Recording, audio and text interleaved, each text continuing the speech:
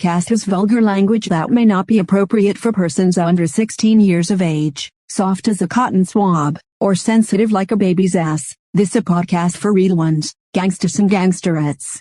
If you don't fit that description, still listen to my shit, with y'all Bill Bellamy bone structure having asses, laughing like a bitch. Anyway, let's get it. Yo, this another WTF News on Shizzy Lit podcast hosted by your boy OG Shizzy Brizzle and NV Allison. You understands me. Motherfucking Lil Durk news, you digs me. Lil Durk news. He's still number one on the charts. He went down and then jumped back up to number one on the charts and all that shit. So Lil Durk out here acting crazy and shit. You feel me? It's all Lil Durk news. This motherfucking segment right here and shit. You feel me? And when you know he on his tour and shit for the album. So when he stopped through New York, yo bought the motherfucking king of New York out, the GOAT 50 Cent and shit, you feel it? When you go to New York, that's a nigga you always want motherfucker be plugged in with when you hit the NY sizzle, you feel me? Other people too, but he's a good big homie to have when you slide through there and shit, you feel me? And in other Lil Durk news and shit, you feel me? A fan of his at a concert and shit was fighting a female and he called him out. You feel me? And I mean, you know, we don't play that type shit, you feel me? Especially at my concert, nigga. Nigga, you wanna fight somebody, fight me, motherfucker. You digs me. Shit like that, you understand me? But then another fan at another concert, cause you know my man on tour moving around all crazy and shit. A fan passes out and pisses on themselves and shit. You feel me? He reacts to that. So all these topics I'm talking about, I'm gonna let NV tell y'all a little bit more about them. You understands me with the Little Durkio news and shit. You feel me? So what else we got? You know what I mean? What else we got? My man Lil Durkio. I'm still tripping off how my man was on $1 million worth of game and shit with $1 million cash in the trap.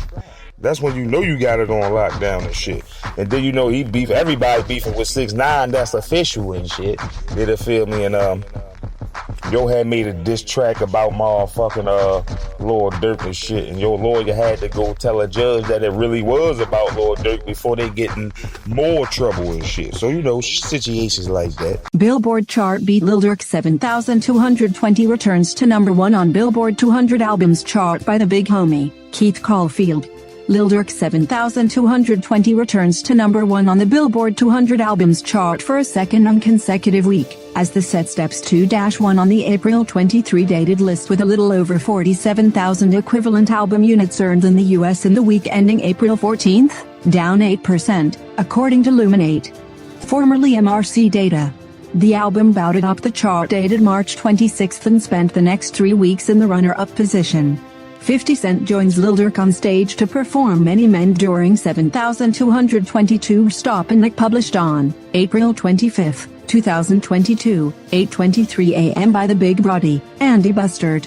As the King of New York debate rages on among yet another generation of rotten apple rappers, Lil Durk reminded his fans of one of the crown's previous owners as his 7,222 rolled into Nick on Sunday night, April 24th. Basking in the glow of phone lights in front of a packed crowd at Manhattan's Hammerstein Ballroom, the Chicago rap star brought out none other than 50 Cent on stage as a surprise guest. Turning back the clock once more just a couple of months after his upside-down cameo at the Super Bowl LVI halftime show, the Queens, New York native performed his classic Get Rich or Die Tryin' track Many Men, Wish Death, to a raucous reception. SO at Lil Durk for bringing the out at 50 Cent. It's the unit raw voice pit twitter.com/vappywj488x, RIP Booby ILLZ, at QueasyMB, April 25, 2022. The gold certified single may be almost 20 years old, but it continues to resonate in today's rap landscape, having been interpolated by both Pop Smoke, Got It On Me, and 21 Savage, Many Men, in recent years.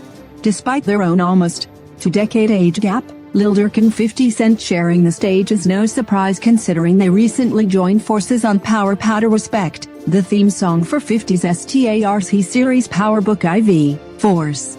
Shout out to Durkio and 50, that's a good link up right there. 6ix9ine's lawyer confirms new song is Lil Durk diss to avoid legal action by the big bro, Tony M. Santino. April 25, 2022 6ix99ine and Lil Durk. 6ix99ine has been facing more legal trouble since he made his return to the music industry. In an effort to prevent further legal action, the New York rapper's defense team wants the record to show that his latest song is a diss track aimed at Lil Durk and no one else. According to a report Rolling Stone published on Friday, April 22, lawyers for Seketha Oneser and Kevin Dozier, who sued 6ix99ine for his alleged involvement with gang members who robbed them both in 2018, claimed the rapper's new song Jine caused them emotional distress after they felt the rapper was antagonizing them. Their legal team filed documents which highlighted the song's lyrics and indicated the lyrics that allegedly refers to their clients. Specifically, defendants recently released a song, entitled Jine, lawyer Matthew DiOrio wrote according to the report, which disparages plaintiffs, brags about the crimes that he committed against them, tells plaintiffs to suck DK and eat my sack, and repeatedly refers to them as the N-word. In response to DiOrio's claims, attorney Robert Maloney asserted that his client, born Daniel Hernandez, did not speak about Oneser and Dozier at all. Although no one is specifically named in the song, Maloney confirmed that Jine is actually a diss track solely aimed at Lil Durk. He also provided documentation of their previous history of throwing shots back and forth. Mr.